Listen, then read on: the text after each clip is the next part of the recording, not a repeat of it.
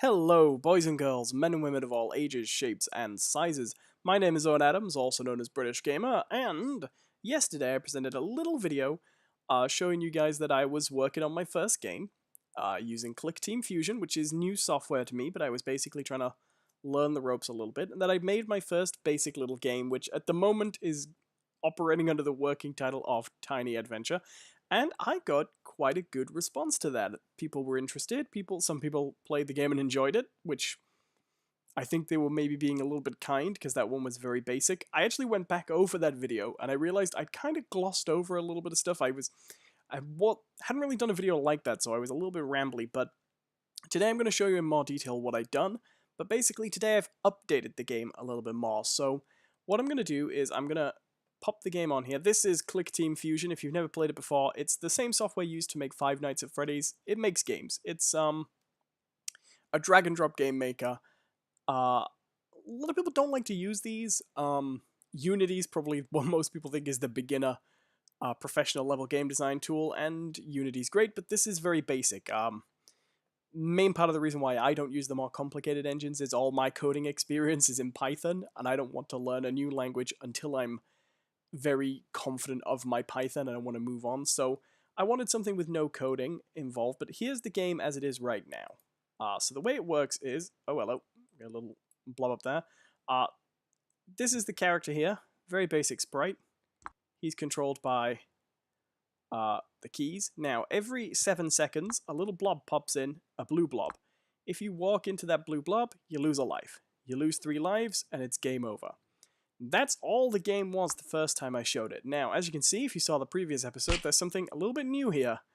Oh, that was a blob popping in randomly where I hit it. Something a little bit new here. We now have these red blobs. And these red blobs, what these do is they follow you. No!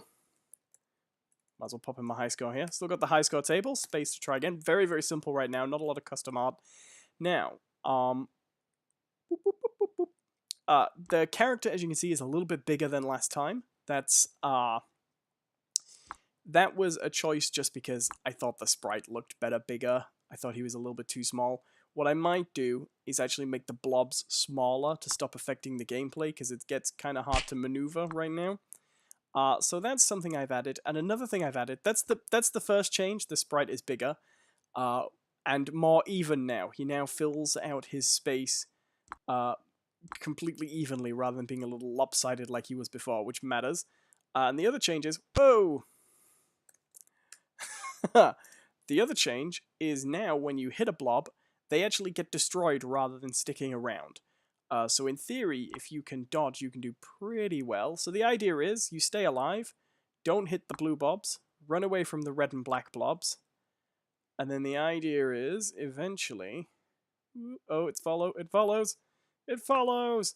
You gotta try and get the highest score you can, and there's some kind of strategy you can put on it too. So for example, you can actually, these won't interact with one another, so you can actually try and stick around here. Oh, and catch the red ones on certain objects. Uh-oh! Now, that's where the game's at right now. I have some ideas for coming up in the future, what I'd like to do.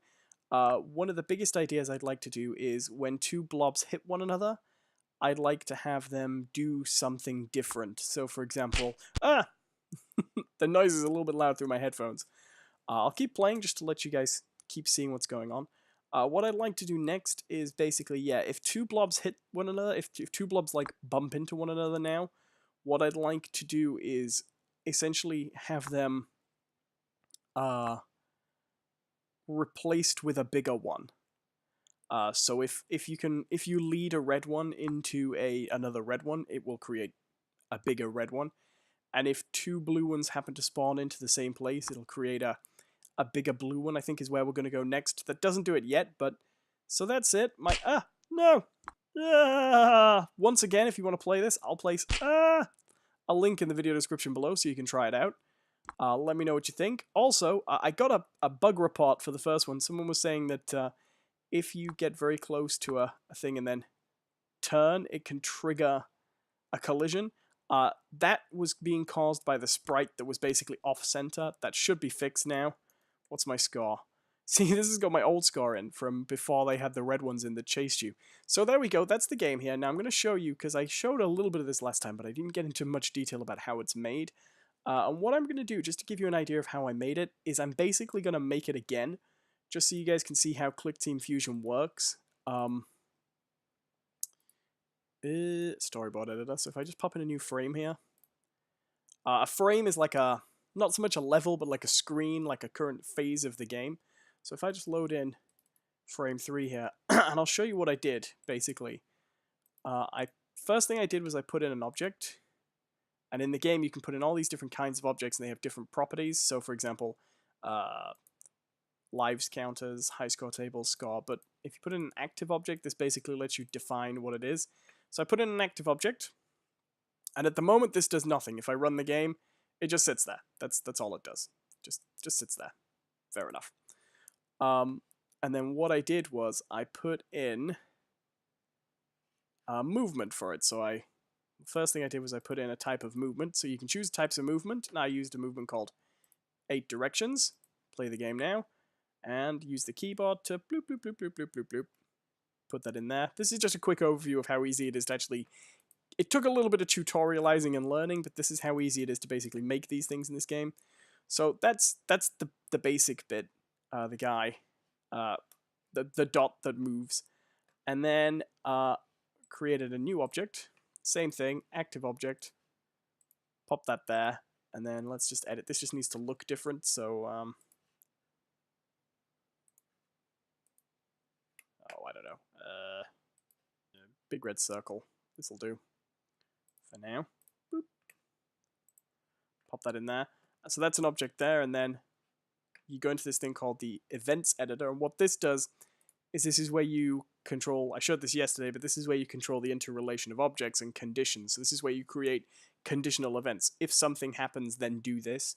So I create a new condition that basically says collisions, so here's my diamond, collisions, another object, red dot. So what I've said there is this is a condition that takes place if the diamond hits the red dot, do a thing. And what I've said do is, for now, we won't get into the full mechanics of it, but let's just play sample, bash, there we go, let's play the noise. I won't bother with the lives just yet, but it's really easy to have another condition that is just lose a life, game over, things like that. So then, boop, boop, boop, every time you hit that, bash noise. And then, yeah, well, I'm not going to put the lives in the scoring just yet because I'm just showing the basic mechanics.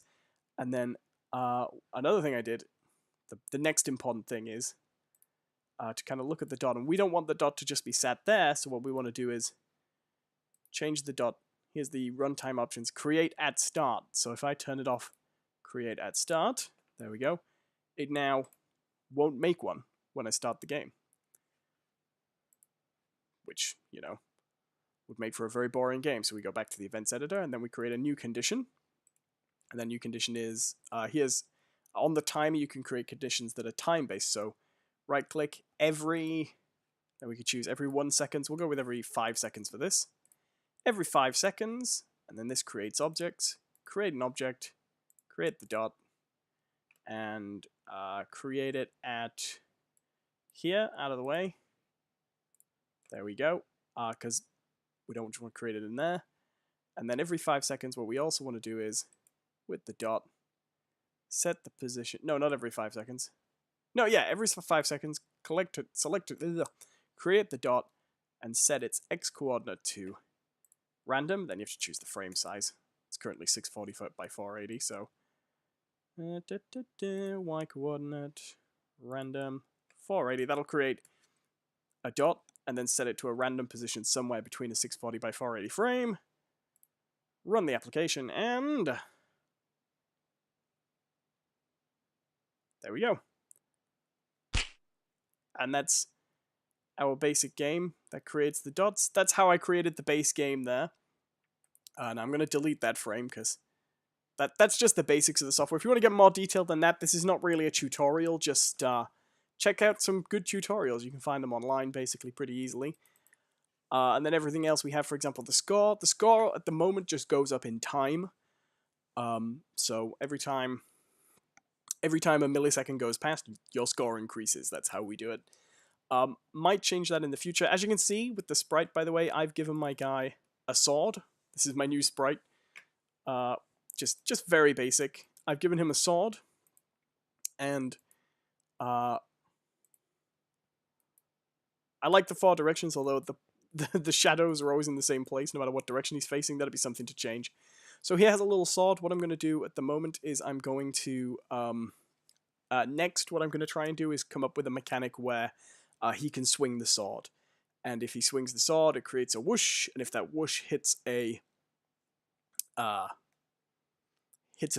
the dot destroys, and you get score. And we're going to switch the score to that, and that will change it from being a survival game to being an action game, basically.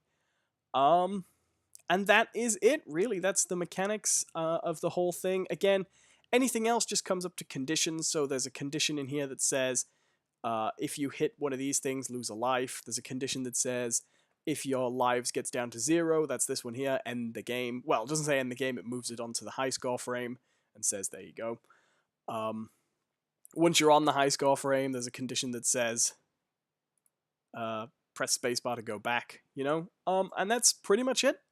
So, that's where the game's at now. Once again, I'll run through it again so you guys can see where it's looking, and I'll place a link in the description below so anyone who wants to play it can try it out and see how it goes. I think it's going pretty well so far. It's pretty basic, but we've already, in kind of 3 sessions, this has just taken me, after the basic tutorials, this took me 3 sittings to make, basically. This hasn't taken me long at all, and we're already at an okay little game. Oh, easy, easy.